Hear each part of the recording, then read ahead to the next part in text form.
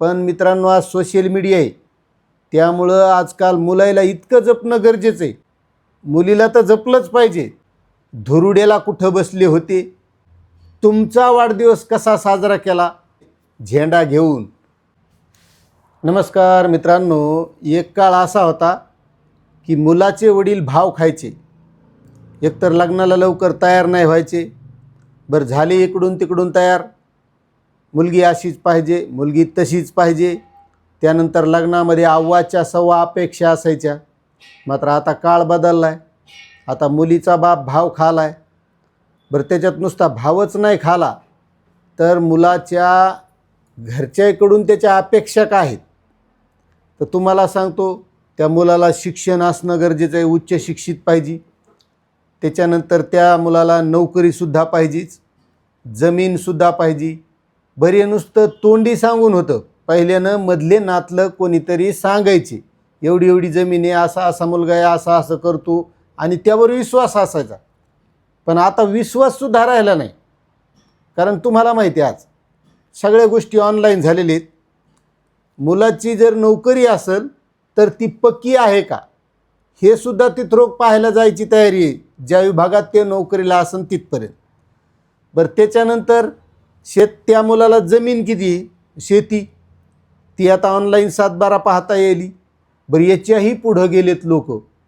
आता काही मुलाला वाटत असेल आपण काय काय कारनामे करतो, आपण कुठं कुठं काय काय गोष्टी केल्यात, हे लोकायला माहीत होत नसेल.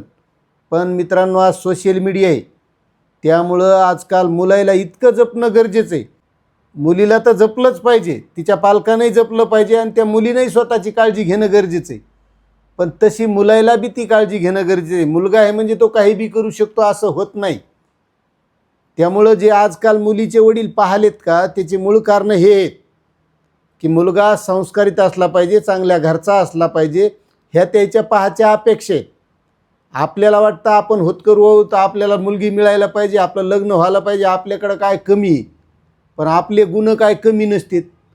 आता तुम्हाला सांगतो, 7/12 हे सगळं ऑनलाईन पाहता आले, नोकरी पाहता आली, पण तुम्ही पुन्हा काय करतात हे सुद्धा लोक पाहिलेत. आता सोशल मीडिया आहे, सोशल मीडियाच्या माध्यमातून तुमचं फेसबुक अकाउंटसुद्धा त्या मुलीचा बाप चेक करायला आहे. तुमचं नाव टाकलं की सर्च व्हायलं आहे.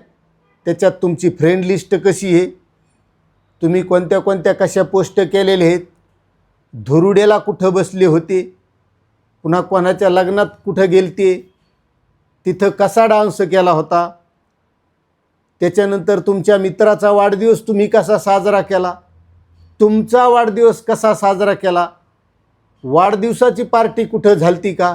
कारण आजकाल आपल्याला लय नाद लागला आहे. वाढदिवस साजरा केला, वाढदिवसाची कुठंतरी पार्टी, मग तिचे फोटो, किंवा धुरुड आहे, धुरुड्याला कुठं बसले त्याचे फोटो, लग्नाला गेलोत कोणाच्या तर लग्नात कसा डान्स केला आहे, कशा प्रकारचा केला आहे, हे सगळे सोशल मीडियावर टाकणं चालले.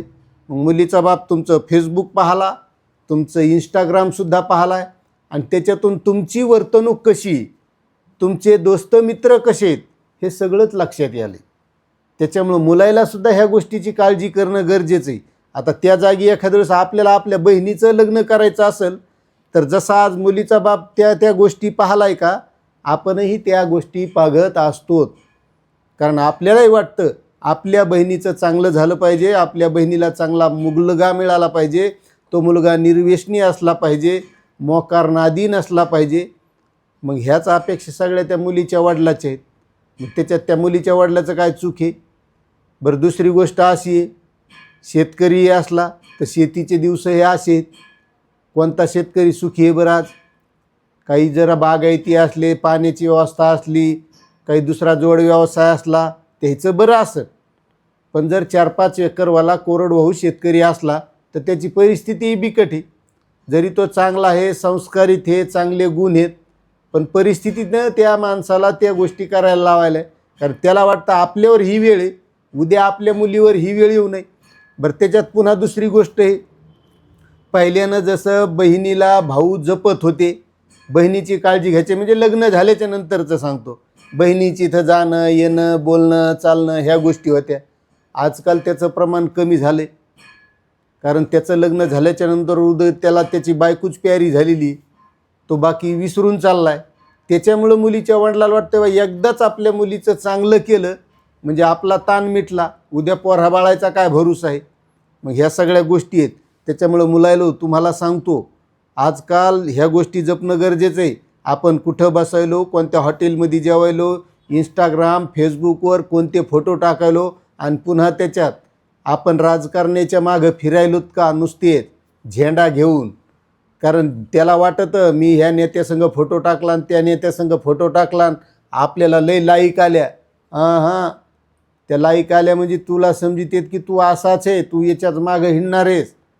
त्याच्यामुळे त्या बी गोष्टी जपा आणि काहीतरी स्वतःचा व्यवसाय कसा करता येईल, स्वतःचा रोजगार कसा उभा करता येईल ह्या गोष्टीसुद्धा बघा. त्यासाठी शासनाच्या बऱ्याच साऱ्या योजना आहेत. CMEGP आहे, PMEGP आहे, मुद्रा लोन योजना आहे आणि या माध्यमातून स्वतःचा स्वयंरोजगार करता येतोय. त्याच्यामुळे ह्या गोष्टीकडे लक्ष द्या. आणि त्यामुळे ते मुलीचे बाप जे पाहिलेत का त्याचे हे कारण आहेत. त्या जागी आपली बहीण असल्यावर आपण बी काय विचार करतो याचा पण विचार करा. आता तुम्हाला यावर काय वाटतंय हे तुम्ही कमेंट करा आणि आपली माहिती आवडत असेल तर चॅनलला सबस्क्राईब करा. कारण आपण या चॅनलच्या माध्यमातून विविध कर्ज योजना रोजगारविषयक माहितीसुद्धा देत असतो. धन्यवाद.